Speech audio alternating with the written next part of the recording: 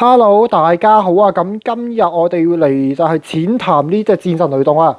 咁點解話淺談呢？咁因為我一陣唔會拍對戰嘅，係啦，一陣唔會拍對戰嘅，咁就原因好簡單，因為我得一隻，係啦，我就唔使打翻佢啦。呢隻始終都好值錢啊，係啦，咁就拆一拆開嚟講一講先，係啦。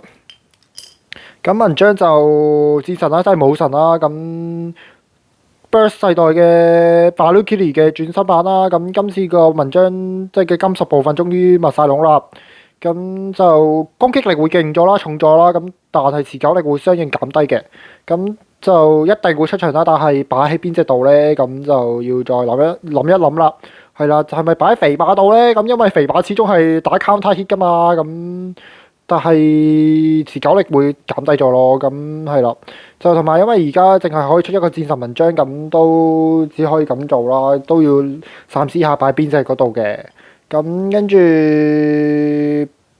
雷動嗰個攻擊環啦，咁就望埋佢就成個即係戰鬥武神啊，係啊，戰鬥武神啊，我哋嘅初代嘅武神啊，咁就但係唔知點解變咗白金色啦，咁唔理啦，就係話佢係有空心同埋。下重擊印嘅設計啊，咁就令到攻擊力增加喎。咁但係係咪真呢？咁呢個就交俾大家自己實測啦。咁呢三嚿嘢 S470V 就唔講啦。咁到你係唔會攞出嚟用嘅東西嚟嘅。咁好就博下重啦。咁文章就5.7左右係咯，5.7。咁跟住攻擊環就31.1。呢嚿嘢就4.8嘅啫，唉，其實磅多咗呢嚿嘢都係啦，咁唔緊要啦，就咁組裝埋個攻擊環就41.4，11.3啊，原來，唉，輕咗少少添。咁跟住成隻組裝埋一就會幾多呢？